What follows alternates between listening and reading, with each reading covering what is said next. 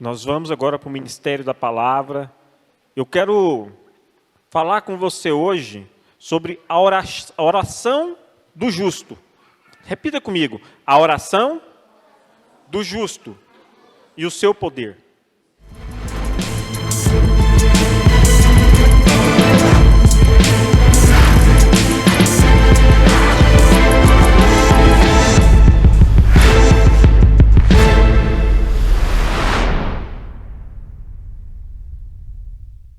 Queridos, antes de darmos início, eu quero pedir algo para você. Se você puder se inscrever no nosso canal, vai nos ajudar bastante para que o YouTube recomende essa mensagem para outras pessoas. Quanto mais inscritos, mais o YouTube vai nos recomendar. Então eu conto com você para deixar o seu like, para deixar um comentário. Se você quiser pedir oração, você pode pedir oração aí nos comentários. Então, conto com você. E se você já puder fazer isso agora, nos ajude. Inscreva-se no canal. Tá bom? Muito obrigado a você e que Deus te abençoe pela tua disposição.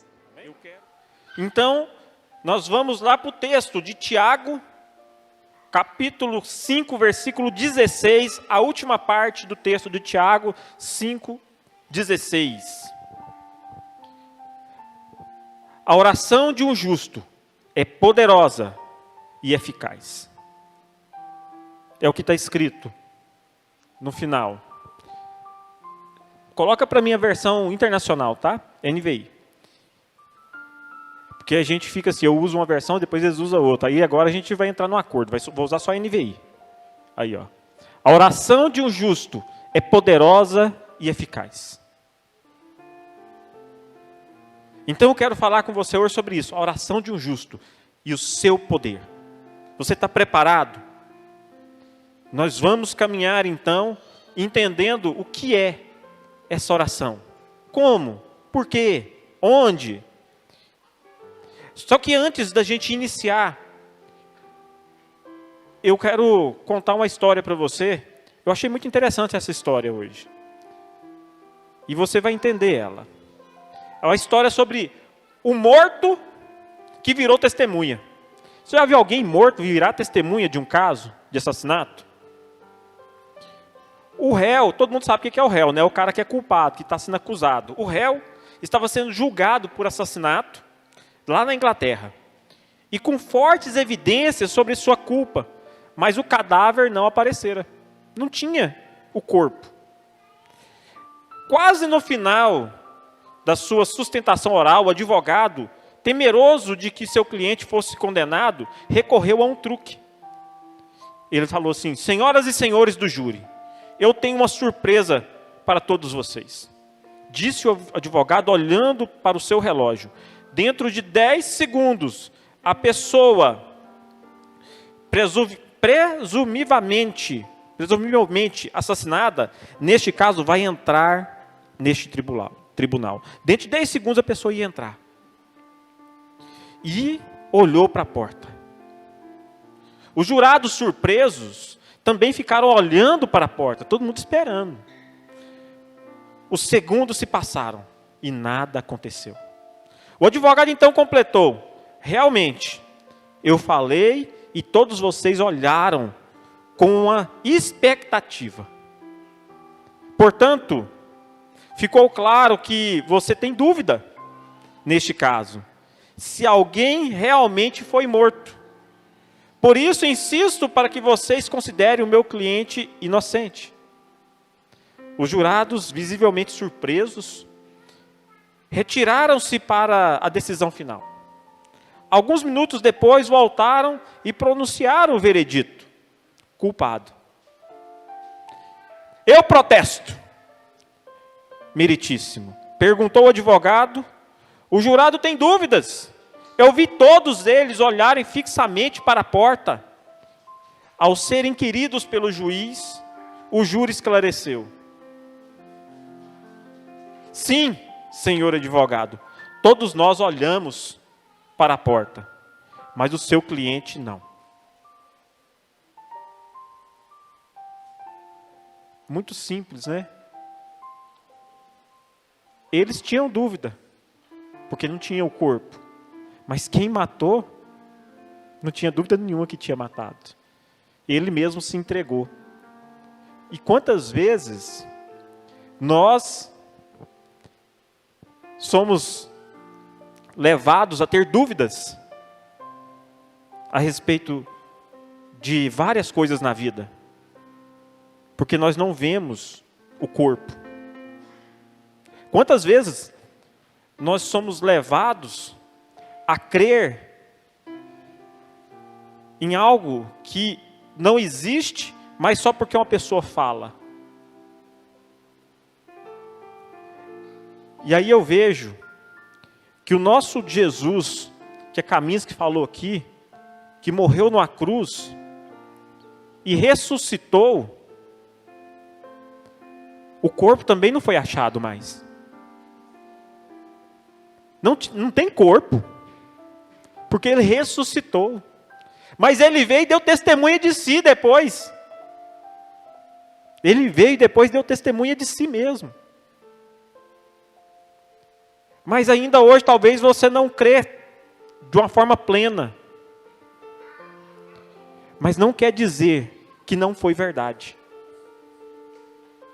Só porque você não vê. E por isso que nós vamos entender o que tem a oração do justo. Porque nós precisamos entender o princípio da justiça de Deus. Então, primeiro, o que é oração? O que você acha que é oração?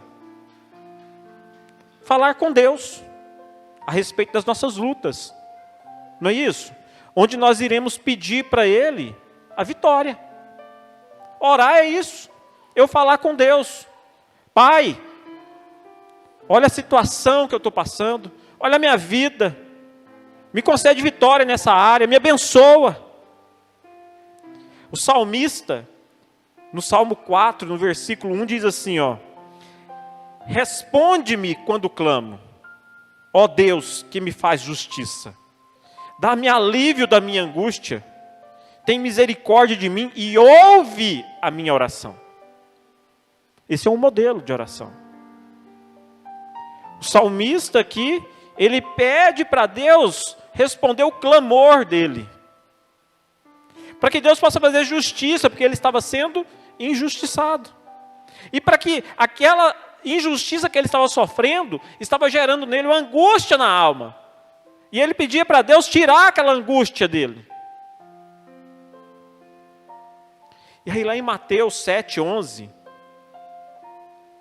Jesus é lindo, ele fala assim, ó: se vocês, apesar de serem maus, sabem dar boas coisas aos seus filhos, quanto mais o Pai de vocês que está nos céus dará coisas boas aos que lhe pedirem.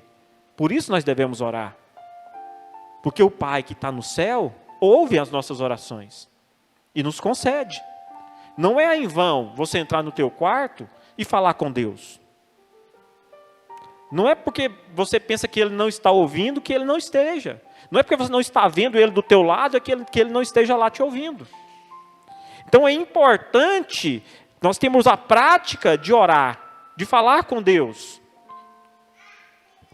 Segundo, por que eu devo orar então? Porque é a chave. Olha só, é a chave para estabelecer um relacionamento de intimidade com Deus. E esse relacionamento serve para quê, pastor? Para que nós possamos descobrir e definir o nosso propósito para essa vida e também para a vida por vir na eternidade.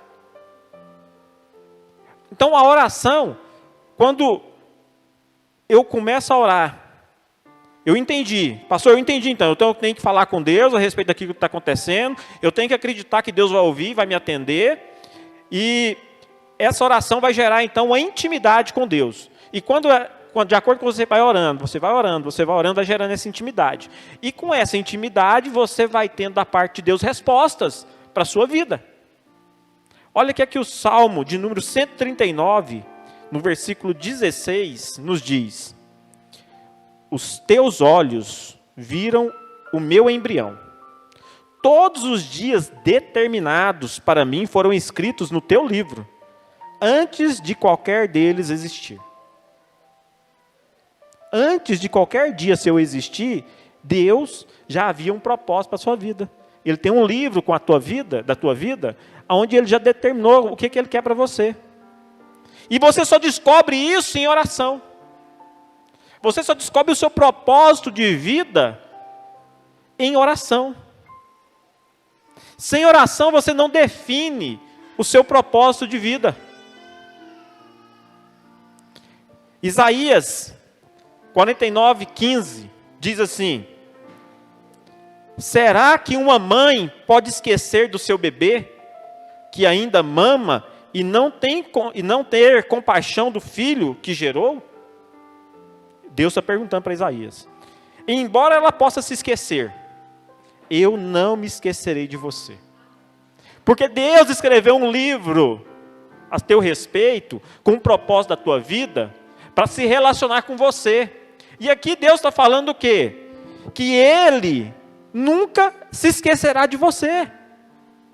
Porque antes mesmo de você ter nascido, Ele já havia predito aquilo que você tinha que viver como propósito.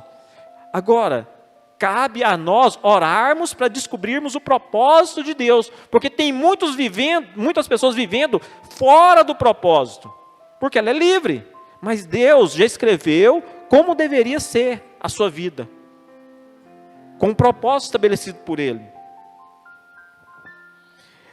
E só para concluir, o versículo 16 aqui de Isaías diz assim: veja, eu gravei você nas palmas das minhas mãos.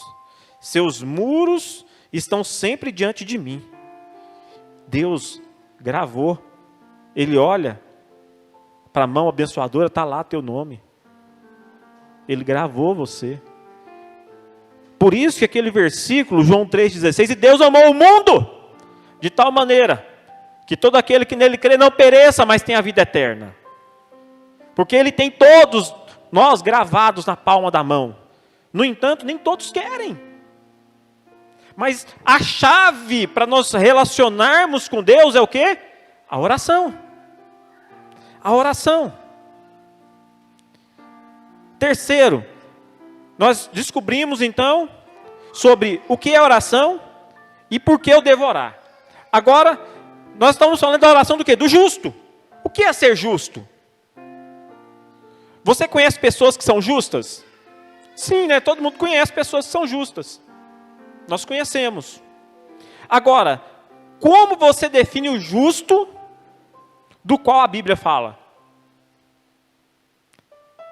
Nós devemos sempre, querido, considerar a primeira menção bíblica a respeito de uma palavra para a gente ver a definição dela. E a primeira definição, a primeira vez que o nome justo, a palavra justo é mencionado na Bíblia, está lá em Gênesis 6:9, que diz assim: essa é a história da família de Noé. Noé era homem justo. E essa palavra justo, no hebraico, ela significa o quê? No sentido de alguém justificado e vindicado por Deus.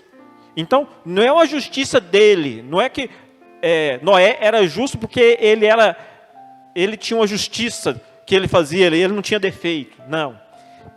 No hebraico, a palavra justo para Noé é que Deus o fazia justo. Aí, continuando o texto, íntegro entre o povo da sua época. Ele andava com Deus. Cadê? Ministro, coloca aqui de novo, por favor. Então, ele era justo, Gênesis 6:9. Gênesis 6:9. Esta é a história da família de Noé. Era homem justo. Até aqui, justo era com Deus. Deus fazia ele justo. Íntegro, agora já é parte do homem. Ele era íntegro. Por quê? Entre o povo da sua época. Ponto e vírgula. Terminou aquele assunto e está dando uma pausa aqui. Ele andava com Deus. Ele andava com Deus. Querida, a diferença está aí. Ele só é justo porque ele andava com Deus. Deus só justificou Noé porque ele andava com Deus. Se Noé não estivesse andando com Deus, ele seria tratado de justo? Não seria.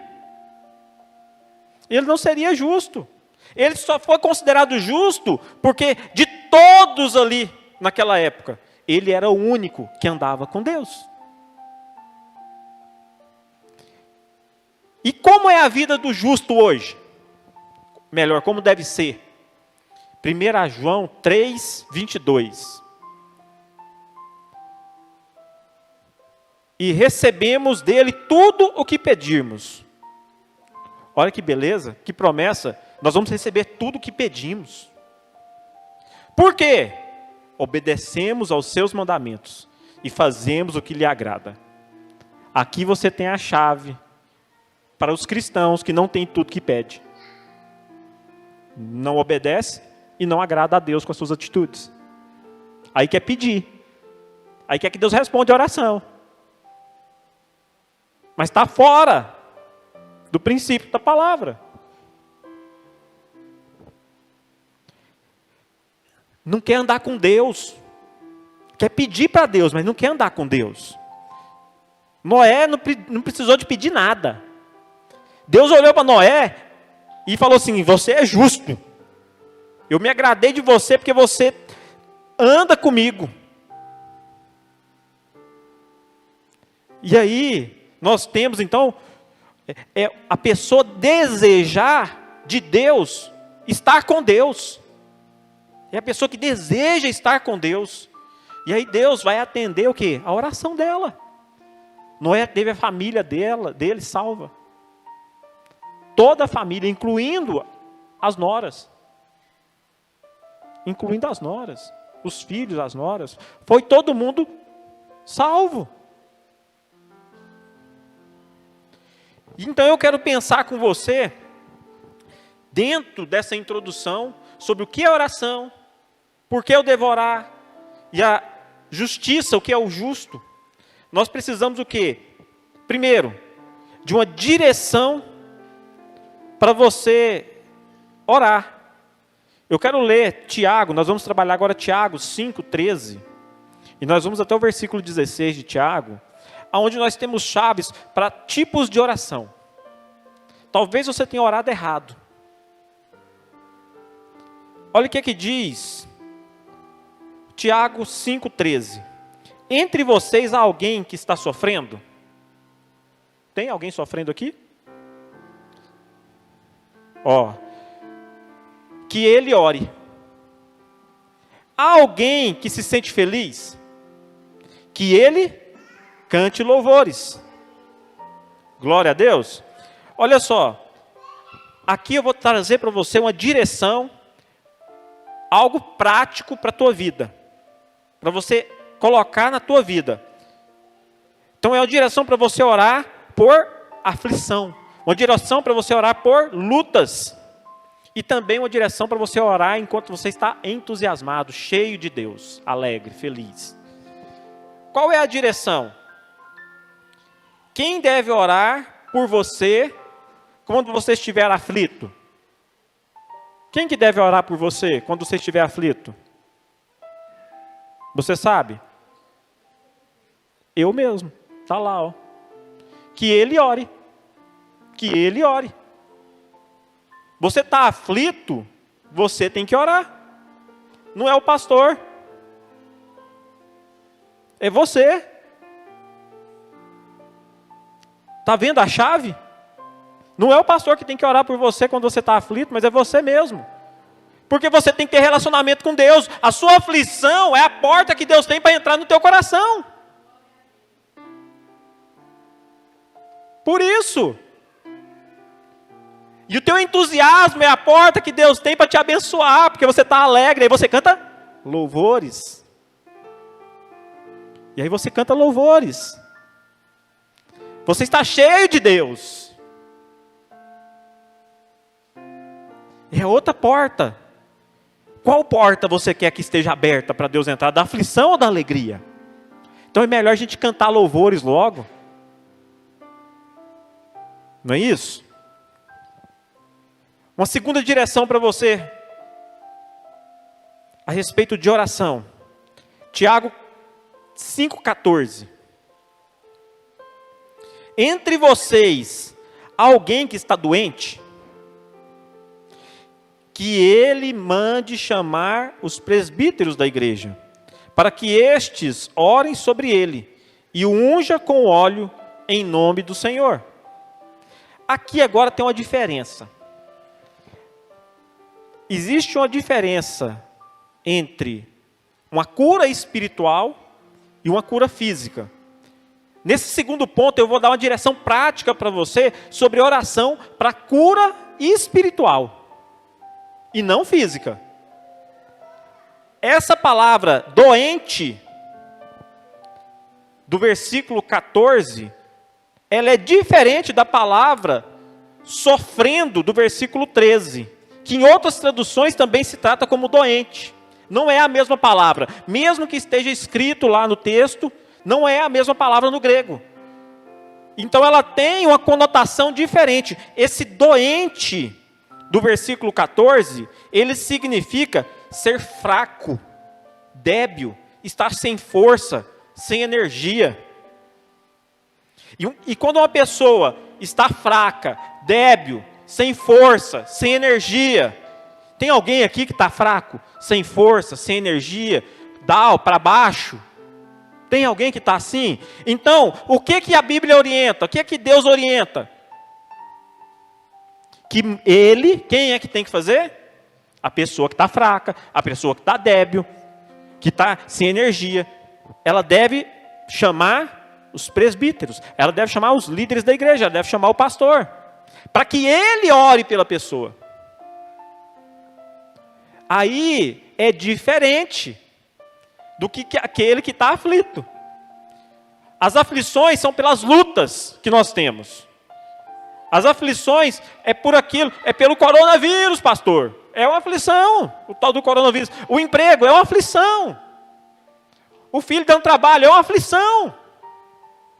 Mas esse doente aqui do versículo 14, que a gente tem que orar, é aquela pessoa que está fria espiritualmente. Já não tem prazer mais nas coisas de Deus. Está se distanciando de Deus. Ela tem que reconhecer isso. E ela reconhecendo. Por que o pastor não pode ir lá orar? O pastor está vendo que ela está ruim, está vendo que ela está mal. Por que a gente não vai lá e ora? Porque ela precisa reconhecer que ela depende de Deus. Ela precisa reconhecer que ela sozinha não dá conta. Porque é orgulho, é pecado.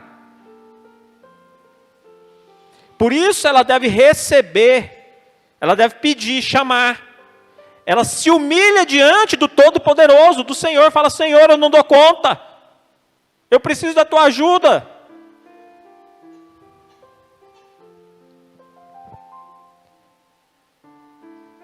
E só para poder...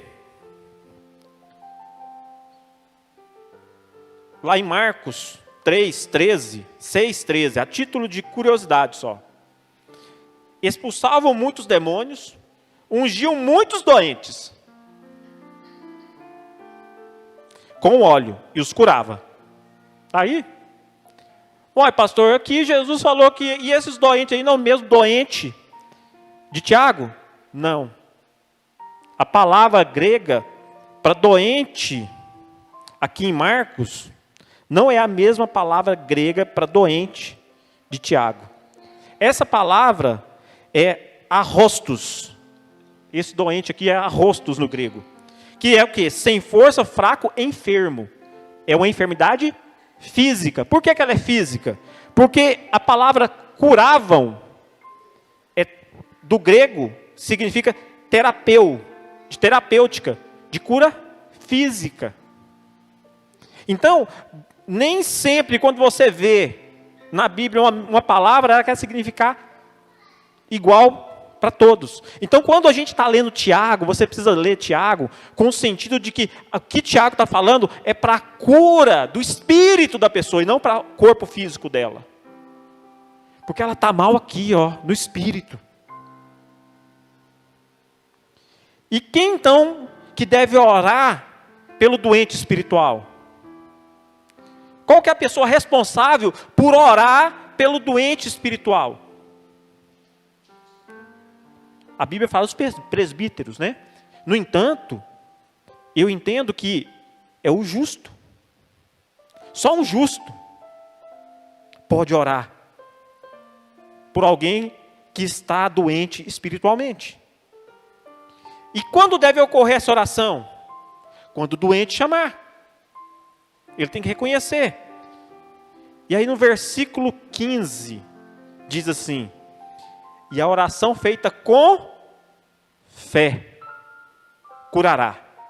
Esse curará, querido, não é aquele curar lá do versículo 6 de Marcos. Esse curar aqui é sozo. A palavra sozo do grego, que quer dizer salvação. A palavra sozo é salvar, manter são e salvo, resgatar do perigo ou destruição, livrar dos males que dificultam a recepção do livramento messiânico. É o que a palavra, o significado de sozo em grego. Então, se você pegar o dicionário grego, achar a palavra sozo, ela significa isso. Então, quem escreveu a Bíblia quis dar a entender que curar, no sentido de salvar a pessoa de uma destruição. Por quê? Ela ia para o inferno. Ela precisa ser curada. E continuando o texto, e a oração feita com fé curará o doente. E o Senhor o levantará. Agora que é a melhor parte. Porque Deus, a partir da oração do justo, porque o enfermo chamou, Deus vai levantar o doente. E a palavra levantar não é tirar ele da cama, não. Essa palavra levantar no grego é fazer com que ele desperte. Despertar para as coisas de Deus, para a obra. Olha o significado dela aqui, ó. Despertar, fazer levantar, despertar do sono, acordar, despertar do sono da morte, chamar de volta da morte para a vida. Porque ela não fazia nada, está lá. Ouvi uma expressão hoje, esperando o abate. Tem gente que está esperando o abate. Só está esperando o abate. Fazer levantar, levantar, produzir, fazer aparecer, fazer nascer. Esse levantar não é um simples levantar, é algo muito forte. É algo que vai além da nossa percepção humana. Então essa pessoa que estava mal, a oração do justo pode levantá-la a ponto dela agora ter vida plena em Cristo. E se houver cometido pecados, eles serão perdoados.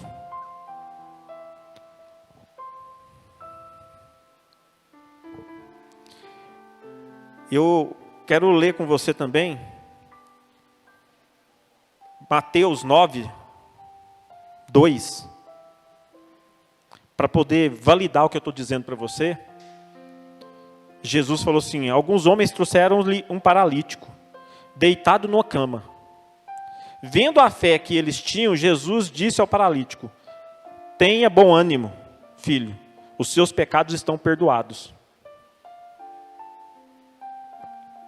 Ou desperta. Ou reage. Está perdoado os pecados. Jesus não falou para ele: você está curado. Jesus falou para ele: os seus pecados estão perdoados. Porque a deficiência dele, ele estava paralítico, mas ele estava morto espiritual e não podia levantar. Mas quando Jesus perdoa os pecados, até a doença física é curada. Você está entendendo que quando Jesus perdoa o pecado da pessoa, o levantar que está falando aqui, até doença física entra junto e é curado, porque trata o espírito, a alma e o corpo. Não fica apenas na parte física, mas começa desde o espírito, alma e corpo. Isaías 33, 24. Agora sim, agora você vai entender o que Deus falando no teu coração. Cadê? Aqui, ó, vamos ler aqui comigo, ó. Nenhum morador de Sião. Morador da onde? Quem é Sião? Israel, a igreja. Nenhum morador de Sião dirá: estou. Não, vocês não aprenderam, não podem falar. Vocês tinham que ficar mudinho. Estou doente. E os pecados do que ali habitam serão perdoados. Então você não pode falar: estou doente.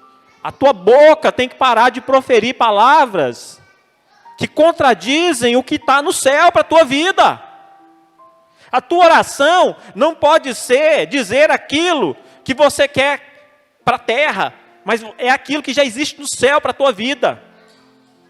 Às vezes você está orando e vendo a circunstância. Você está orando e vendo aquilo que é ruim. Você está orando e olhando para a dificuldade. Você está orando e vendo um muro na tua frente.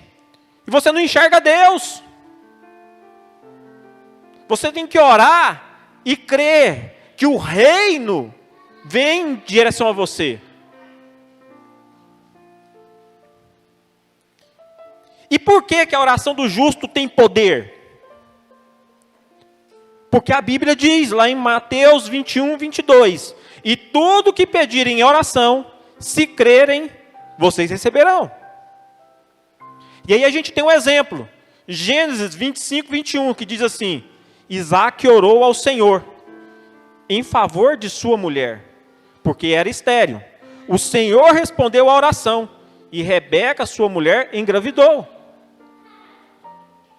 Provérbios 15, 8 diz assim: o Senhor detesta o sacrifício dos ímpios, mas a oração do justo o agrada. Provérbios 15, 29. O Senhor está longe dos ímpios, mas ouve a oração dos justos. Nós definimos o que é justo, correto? A gente no início definiu o que é justo. Mas como podemos definir justiça na visão de Deus? Você concorda comigo que a justiça de Deus nós não podemos alcançar, nós não podemos... Deus é tão justo, mas tão justo que a nossa própria justiça é como um trapo de imundície perto da justiça de Deus. Por mais justos que nós sejamos, perto de Deus, nós somos adubo.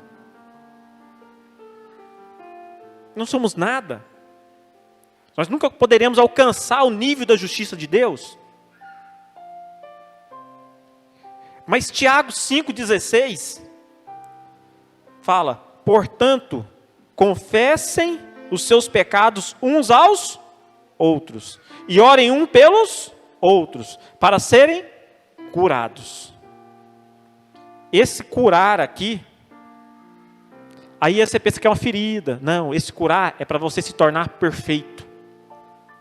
Tá? É outra palavra grega, iaomai, que significa tornar perfeito. Então, quando eu faço um aconselhamento, quando eu tenho um discipulador, quando eu tenho uma pessoa para quem eu posso falar, quando eu tenho uma pessoa que eu posso ter como exemplo, como modelo é Jesus, como exemplo,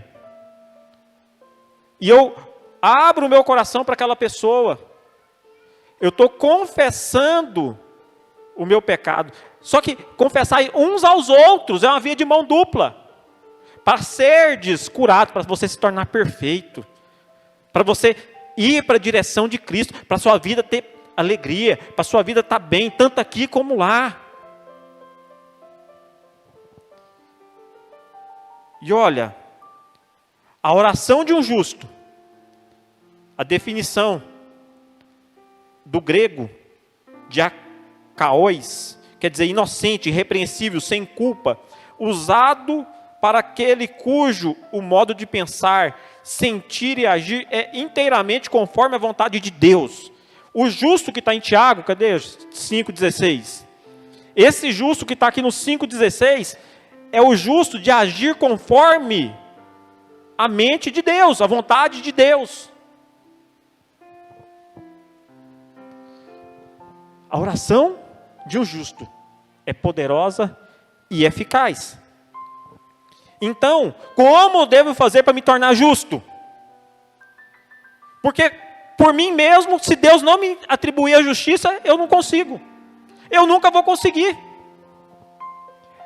Aí eu quero caminhar com você lá em Gálatas 3:11. É evidente que diante de Deus, ninguém é justificado pela lei, pois o justo viverá pela fé. Agora, Gálatas 2:16, só a primeira parte nós vamos ler. 2:16. Sabemos que ninguém é justificado pela prática da lei, mas mediante a fé em Jesus Cristo. Então essa fé aqui, ó, o justo viverá pela fé. Fé em Jesus Cristo. É o único que pode nos justificar. É o único que pode nos fazer justo. É o único que pode nos dar o poder de orar como justos. E que esse poder possa fluir de nós, abençoando vidas. Por mais que outras pessoas tentem orar, se ele não for justo, a oração dele não tem valor. Não tem efeito. Não tem efeito. Se ele não estiver vivendo a justiça de Deus na vida dele, ou melhor, né? Se ele não estiver vivendo Jesus, porque essa justiça aqui é uma pessoa. Essa justiça é uma pessoa, é Jesus Cristo. E se você não viver com Jesus Cristo, não tem como você se tornar esse justo. Eu quero concluir falando com você, o poder que nos é concedido tem consigo que grandes responsabilidades. O cristão que é justo, e a oração desse cristão, ela vem consigo grandes responsabilidades. E para encerrar, eu vou ler com você um texto, para que nós possamos internalizar tudo isso que eu falei. Você sabe o que é oração, você sabe por que deve orar, você sabe o que é o justo, você sabe que quando você está aflito, você que tem que orar, você sabe que quando você está alegre, você tem que cantar louvores, você sabe que se você estiver mal espiritualmente, você tem que chamar um justo, para que ele ore por você, para que você receba fé novamente, para que você volte a crer, para depois você sentar e confessar os seus pecados, para você se tornar perfeito novamente diante de Deus. Você aprendeu tudo isso. Mas se você não conseguir dominar a sua língua, de nada vai adiantar, porque você não vai orar direito. A língua está no meio da boca, aqui entre os ouvidos. E Tiago fala que a língua é como se fosse o leme de um barco grande. E aquele pequeno leme dirige todo o barco. A língua faz isso com a nossa vida. Porque é com a língua que nós oramos. E aí, eu gostaria já de chamar o pessoal do louvor para se posicionar. Os irmãos ficar de pé. Vamos ficar de pé. Certa vez, um anjo, aprendiz, perguntou para o seu mentor: o que aconteceria se as pessoas tivessem o mesmo poder que nós? Depende, anjinho. Depende do que, mestre? Venha, vou lhe mostrar. O anjo mais experiente levou o novato a uma área rural. Procurou 2 lavradores, pobres que fossem vizinhos, e disse: está vendo aqueles 2 pobres lavradores? Pois bem, vou dar 15 minutos do nosso poder para cada um deles. Vamos ver o que acontece. E assim fez. Casualmente, um bando de pássaros, famintos, começou a voar para lá. Um dos lavradores disse: por favor, passarinhos, ainda não. Deixa primeiro eu colher a minha plantação. Daí sim você pode vir e comer à vontade. Vai sobrar muita comida para você. Então, com um passe de mágica, seu milho amadureceu em segundos. Debulhou-se e ensacou-se sozinho. E os pássaros desceram e começaram a comer as sobras da colheita. Assustado, ele entrou, ele correu para casa, contou tudo para a mulher. Foi um milagre, disse ela. Agora podemos reformar a nossa casinha, que está quase caindo de tão velha. Sim, meu amor, vamos reformar a nossa casa. Então, novamente, como um passe de mágica, sua velha casa reformou-se numa belíssima casa de campo. Minutos depois ele ouviu alguém pedir socorro. Compadre, me ajude, pelo amor de Deus. O que foi, compadre? O que está acontecendo? Eu não sei, compadre. Tudo que eu falo acontece. E também, compadre, eu também, compadre. Isso não é maravilhoso? Maravilhoso coisa nenhuma, compadre. Um bando de pássaro, faminto, estava vindo em minha direção. E eu disse, bicharada, pip, pip, pip. Vocês de novo, atacando a minha lavoura? Tomara que seque tudo e vocês morram de fome. Naquele exato momento, minha lavoura secou-se diante dos meus olhos e os pássaros morreram. Corri para casa assustado. Contei para a mulher, que disse que isso é coisa do olho grande. Eu perguntei, olho gordo? Por quê, mulher? A gente é tão pobre. Olha a nossa casa, está caindo aos pedaços. Tem vontade de meter fogo em tudo isso aqui e procurar um emprego na cidade grande. De repente, compadre, a casa incendiou-se sozinha. Queimou tudo, compadre. Quase queimou a gente dentro. O compadre. Compadre, será que a gente pode vir morar aqui com vocês? Até conseguir reconstruir nosso barracão? Nosso barraco? Claro, compadre, pode ficar aqui o tempo que precisar. A casa agora é grande. É mesmo, compadre. Não sabia que você tinha reformado sua casa. Ficou bonita, hein? Quando foi? Ninguém fala. E acontece. De que se queixa, pois, o homem vivente, queixa-se de cada um dos seus pecados. Lamentação 3, 37, 39. O que você fala, as suas queixas, elas têm poder. Elas têm poder. A tua oração, para o bem ou para o mal, ela tem poder. Por isso você deve ser justo, porque a oração do justo, ela vai dizer coisas justas, coisas que agradam a Deus e não que desagradam a Deus. O justo vive pela fé, porque ele sabe orar como agrada a Deus. Ele sabe agradar a Deus com as suas orações. Ele sabe o que ele deve fazer e ele faz. E Deus tem prazer no justo. E Deus prospera o justo em tudo que ele faz. Amém? Você recebe essa palavra para você? Para a tua vida? Você é justo? Amém? Você é justo? Oh, Deus, vamos.